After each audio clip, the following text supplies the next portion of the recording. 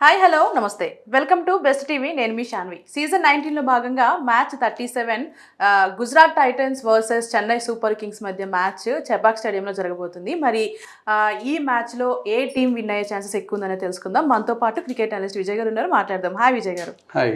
Right, CSK versus Gujarat Titans. So ఎవరు win అవుతారు అనుకుంటున్నారు? ఇప్పటివరకు ఆ గ్రౌండ్లో మేము జీటీ ఒక్క మ్యాచ్ కూడా గెలవలేదు. ఫస్ట్ టైం గెలవబోతున్నాం. అంటే అంత కాన్ఫిడెన్స్ చెప్తున్నారు. సో మంచి ప్లేయర్స్ ఎవరు ఉన్నారంటారు? అంటే చెప్పుకోదగ్గ ప్లేయర్స్ ఎవరు ఉన్నారంటారు ఈ టీమ్స్లో కూడా? టీమ్స్లో మంచి ప్లేయర్సే ఉన్నారు. జీటీలో చూసుకుంటే శుభ్మన్ గిల్ ఉన్నాడు, సాయి సుదర్శన్ ఉన్నాడు, Jos Buttler, Washington Sundar. Right, అంటే ఈ మ్యాచ్ వచ్చేసి మీకు మధ్యాహ్నం టైం జరగబోతుంది కాబట్టి సో టాస్ విన్ అయిన వాళ్ళు ఏం చూస్ చేసుకుంటే బెటర్ అంటారు? అంటే కొంచెం ట్రిక్కీగానే ఉంటుంది, కొంచెం స్లో పిచ్ దొరకవచ్చు అని అనుకుంటున్నాను. అంటే ఫస్ట్ బ్యాటింగ్ చేసి ఎక్కువ స్కోర్ కనుక చేస్తే డిఫెండ్ చేసుకునే ఛాన్సెస్ ఎక్కువ ఉన్నాయి. రైట్, అంటే ఈ పిచ్ ఎవరికి అనుకూలంగా ఉంటుంది అనుకోవచ్చు? స్పిన్నర్స్కి, మిడిల్ ఓవర్స్లో స్పిన్నర్ కొంచెం అనుకూలిస్తుంది అనిపిస్తుంది. అంటే ఇప్పటి వరకు కూడా చూసుకుంటే లాస్ట్ మ్యాచ్ ఏదైతే ఉందో మా సిఎస్కే ఆడిన దాంట్లో 103 రన్స్తో ముంబైని ఓడించిందని చెప్పొచ్చు. అండ్ అలాగే గుజరాత్ టైటన్స్ చాలా తక్కువ స్కోర్తోనే ఓడిపోయిందని చెప్పొచ్చు. సో ఇప్పుడు ఏది విన్ అవుతుంది అనుకోవచ్చు? లాస్ట్ మ్యాచ్ ట్రాక్ రికార్డ్ని బట్టి ఏమీ మారదు. ఇవాళ ఎవరైతే బాగా పెర్ఫామ్ చేస్తారో గ్రౌండ్లో ఆ టీం గెలుస్తుంది. ఎందుకంటే రికార్డులు అవన్నీ కూడా మనం ఆ మ్యాచ్కి బౌండరీ లోపలికి కాలు పెట్టేదాకే. తర్వాత అంతా కూడా అక్కడ ఆ రోజు ఆ సిచ్యువేషన్లో ఎవరు బెటర్గా పెర్ఫామ్ చేస్తారనే దాన్ని బట్టే విన్ ఆర్ లాస్ డిసైడ్ అవుతుంది. Right, okay. మరి హెడ్ టు హెడ్ ఎలా ఉందంటారు ఇప్పటి వరకు? హెడ్ టు హెడ్ చాలా ఈవెన్గా ఉంది. 8 మ్యాచెస్ జరిగితే 4 వాళ్ళు 4 వీళ్ళు గెలిచారు. కాకపోతే నీకు బాగా నచ్చే స్టాట్ ఏంటంటే ఇప్పటి వరకు చెపాక్ స్టేడియంలో జీటీ ఒక్క మ్యాచ్ కూడా గెలవలేదు. అంటే ఇప్పటి వరకు ఈ స్టేడియం గురించి మాట్లాడారు. అంటే గత సీజన్స్లో చూసుకుంటే ఇప్పటి వరకు సిఎస్కే ఒక 5 కప్స్ గెలిచిందని చెప్పొచ్చు, గుజరాత్ టైటన్స్ ఒక కప్పు గెలిచిందని చెప్పొచ్చు. అయితే గతంలో 2023లో ఏదైతే మ్యాచ్ జరిగిందో అందులో జీటీని ఓడించే కప్పు గెలిచింది సిఎస్కే అని చెప్పుకోవచ్చు.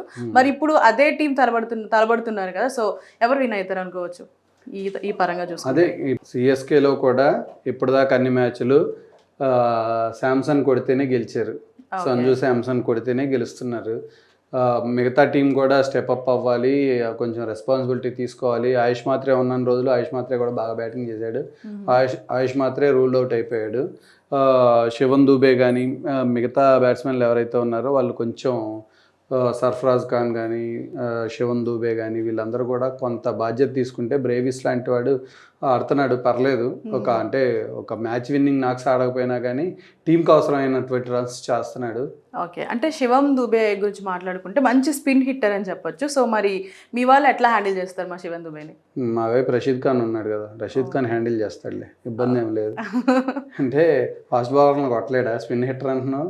అంటే మాకు పిచ్చి కూడా మాకే సహకరిస్తుంది కాబట్టి సో ఆ విధంగా ఏంది వర్కౌట్ అవుతుంది అంటారు. శివన్ దూబే అనేవాడు స్పిన్నర్లు బౌలింగ్ చేసే టైంలో దిగితేనే సిఎస్కేకి ఉపయోగం. ఆ టైంలో దిగకుండా వేరే వాళ్ళు బ్యాటింగ్ చేసేస్తూ ఉంటే వికెట్స్ పడకుండా మీకేమీ అడ్వాంటేజ్ అవ్వదు అది. ఓకే, అంటే మీరే చెప్పారు ఇప్పటి వరకు జీటీ ఒక్క మ్యాచ్ కూడా ఈ పిచ్లో మినీ గ్రౌండ్లో గెలవలేదు, స్టేడియంలో అని చెప్పారు. అండ్ అలాగే నార్మల్గానే ఏ స్టేడియంకి వెళ్ళినా సిఎస్కే ఆడితే అక్కడ ఎల్లో జెర్సీలు ఎక్కువ కనిపిస్తాయని చెప్పొచ్చు.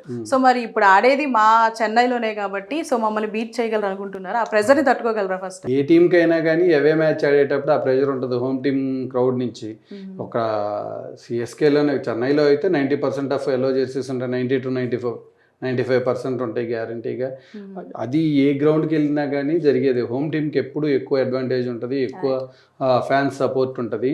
ఆ నాయిస్ని కానీ ఆ ఇదిని కానీ తట్టుకొని ఎవరైతే ఆడతారో వాళ్ళే విన్ అవుతారు.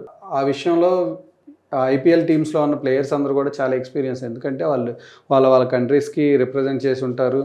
మరీ అన్క్యాప్డ్ ప్లేయర్లు అయితేనే ఆ ప్రెషర్ ఉంటుంది, కానీ మిగతా ప్లేయర్స్కి ఆల్రెడీ ఇండియాకో లేకపోతే సౌత్ ఆఫ్రికాకో ఆఫ్ఘనిస్తాన్కో ఇలా డిఫరెంట్ కంట్రీస్కి వాళ్ళు ఆల్రెడీ రిప్రజెంట్ చేసిన తర్వాత ఈ ప్రెషర్ అంతా వాళ్ళకి కామన్గానే ఉంటుంది. కాకపోతే చెన్నైలో ఏంటంటే విజిల్ పోడు బ్యాచ్, ఎల్లో అని బ్యాచ్, వీళ్ళందరూ కూడా కొంచెం ఎక్కువ హడావిడి ఉంటుంది. వాళ్ళు ఎక్కువ చెన్నైని బ్యాక్ చేస్తారు, ఎందుకంటే నార్మల్గానే తమిళనాడులో రీజనల్ ఫీలింగ్ ఎక్కువ ఉంటుంది. ఇంకా సిఎస్కే వచ్చిన తర్వాత ఇంకా ఎక్కువైంది.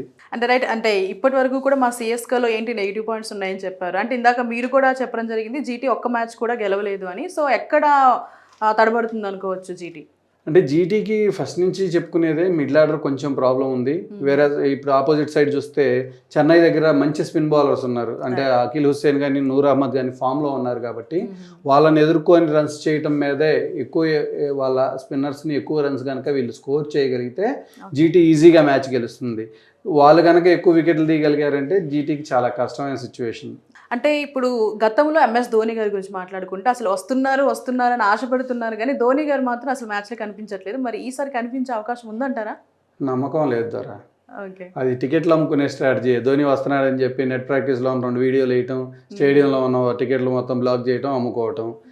అలాగా టీంలకు కలిసి వస్తుందే కానీ ధోని రావట్లేదు. ధోని నిజంగా ఎంట్రీ వదలుచుకుంటే ఇంతకన్నా మంచి హోమ్ ప్లాట్ఫామ్ కన్నా మంచి ఇదేం ఉండదు. విన్నింగ్ స్ట్రీక్లో ఉన్నారు. ఈ టైంలో వస్తే ఇంకా మంచిది. అది ఏం జరుగుతుంది అనేది చూడాలి. Okay, right. అంటే ఇప్పుడు ధోని గారు లేకపోయినా సరే మా వాళ్ళు మంచిగా ఆడడానికి చాలా వరకు ట్రై చేస్తున్నారు, ఆడుతున్నారని కూడా చెప్పుకోవచ్చు. ఎగ్జాంపుల్ మన ముంబై ఇండియన్స్తో ఆడిన మ్యాచే రుతురాజ్ గైక్వాడ్ గారి కెప్టెన్సీ అని చెప్పుకోవచ్చా? తప్పకుండా. ఇప్పుడు ఓడిపోయినప్పుడు రెస్పాన్సిబిలిటీ కెప్టెన్కి ఇచ్చినప్పుడు, గెలిచినప్పుడు కూడా ఆ క్రెడిట్ కెప్టెన్కి ఇవ్వాలి కదా. ధోని డగౌట్లో కూర్చొని చెప్తేనే గెలిచారని చెప్పుకోకూడదు మనం. ఎందుకంటే గ్రౌండ్లో ఉండి టీంని లీడ్ చేసేది కెప్టెనే కాబట్టి ఓడిపోయినా గెలిచినా అతనిదే బాధ్యత. గెలిచినప్పుడు కూడా క్రెడిట్ ఇవ్వాలి అతనికి. అతను పర్సనల్గా కొంచెం తక్కువ ఫామ్లో ఉన్నాడు. అతను బ్యాటింగ్ ఫామ్లోకి వస్తే ఇంకా బాగుంటుంది. అతని కెప్టెన్సీ కూడా బ్యాటింగ్లో ఉన్న కాన్ఫిడెన్స్ అతని కెప్టెన్సీలో కూడా వచ్చేస్తుంది. రైట్. అయితే మొత్తానికి ఫైనల్గా మా సిఎస్కేతో మా హోమ్ గ్రౌండ్లో జీటీ ఇప్పటికైనా గెలుస్తుంది అనుకోవచ్చా? మంచి అవకాశం ఇది. ఎందుకంటే వీళ్ళ దగ్గర కూడా మంచి స్పిన్నర్స్ ఉన్నారు. నాకు తెలిసి వీళ్ళు సాయి కిషోర్ని కూడా తీసుకోవచ్చు అని అనుకుంటున్నాను నేను. లోకల్ బాయ్ సాయి కిషోర్ మంచి స్పిన్నర్, లెఫ్ట్ ఆర్మ్ స్పిన్నరు, తీసుకునే ఛాన్సెస్ ఎక్కువ ఉన్నాయి. ఇంకా మిగతా వాళ్ళని చూస్తే మహమ్మద్ సిరాజ్ కానీ మన ప్రసిద్ధ్ కృష్ణ కానీ ఈ సీజన్ అంతా చక్కగా బౌలింగ్ చేస్తున్నారు. ప్రసిద్ధ్ కృష్ణ అండ్ సిరాజ్ వీళ్ళందరూ కనుక ఫామ్లో ఉండి చెన్నై బ్యాట్స్మెన్ కనుక కంటైన్ చేసినట్లయితే జీటీ చక్కగా గెలుస్తుంది మ్యాచ్. ఎందుకంటే వాళ్ళు 160, 170 అయితే ఈజీగా చేజ్ చేస్తారు. ఎందుకంటే గిల్ మొత్తం త్రూ అవుట్ ఆడతాడు. జోస్ బట్లర్ అవసరమైనప్పుడు 40-50 రన్స్ స్కోర్ చేస్తాడు. చక్కగా మ్యాచ్ గెలిచే అవకాశం ఉంది. రైట్, చూద్దాం మరి జీటీ గెలుస్తుందా సిఎస్కే గెలుస్తుందా అనేది. Right, thank you so much sir.